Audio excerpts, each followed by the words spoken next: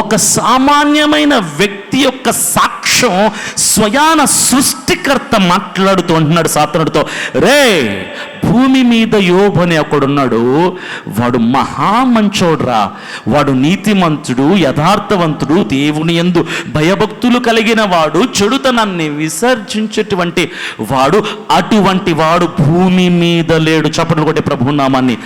Can you say that your lord can testify about your life? నీ సాక్ష్యం దేవుడు ఇలా చెప్పగలుగుతాడా? నీ బ్రతుకుని గురించి దేవుడు ఇలా చెప్పగలడా? ధైర్యం ఉందా చెప్పడానికి? నా దేవుడు నా కోసం కూడా ఇలా మాట్లాడగలుగుతాడు.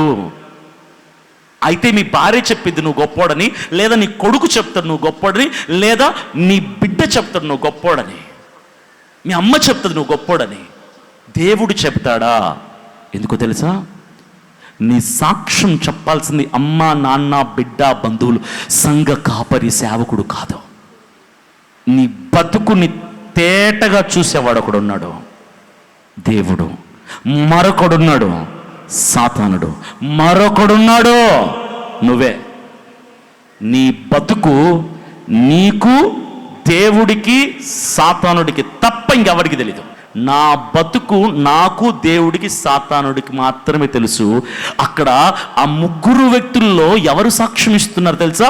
స్వయాన సృష్టికర్త ఒక బిడ్డను బట్టి, అబ్బా వీడు కదరా నిజమైన భక్తుడంటే, వీడు కదరా క్రైస్తవుడంటే, ఇలా కదరా బ్రతుకంటే, ఇలాంటి వాళ్ళ కోసమే కదా నేను ఎదురు చూస్తుంది, వీడు కదా నా కోసం బతుకుతున్నది, అన్ని కోట్లున్నా సరే నా కోసం బ్రతుకుతున్నాడు, నన్ను జ్ఞాపకం చేసుకుంటూ బ్రతుకుతున్నాడు, నన్ను స్మరిస్తూ, ఇలాంటి వాళ్ళు కదా నాకు భూమి అంత ప్రజలు కావాల్సింది. కానీ ఒక్కడే ఉన్నాడు, there's none like him.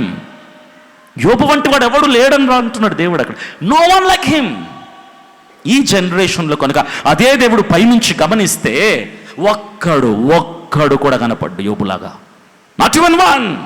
మీరు చెప్పే డైలాగ్ ఏంటో తెలుసా? ఇప్పుడు పాస్టర్ గారు మీరే అన్నారు యోబుకి కష్టాలు, కన్నీళ్ళు, బాధలు, అప్పులు, ఇబ్బందులు, వేదనలు ఏమీ లేవని. మా ఇంటికి వచ్చి చూడండి, ఇంటి నిండా రోగాలే, ఇంటి నిండా సమస్యలే. నా భార్య చూస్తే భార్యతో బాధ, నా భర్త చూస్తే వాడితో బాధ, బిడ్డలు చూస్తే వాళ్ళతో బాధ, తెల్లారితే తినడానికి ఉండదు, స్కూల్కి ఫీజు కట్టడానికి ఉండదు. మా బతుకులు బాలేవు సార్. మరి మేము ఎలా దేవుణ్ణి స్తుతిస్తాం సార్? యోబు కంటే అన్ని వెల్ సెటిల్డ్ పర్సన్ ఆయన అన్నీ ఉన్నాయి సార్. ఆయన ప్రార్థన కాకపోతే ఇంకేం చేస్తాడు? నిజమే కదా చెప్పండి?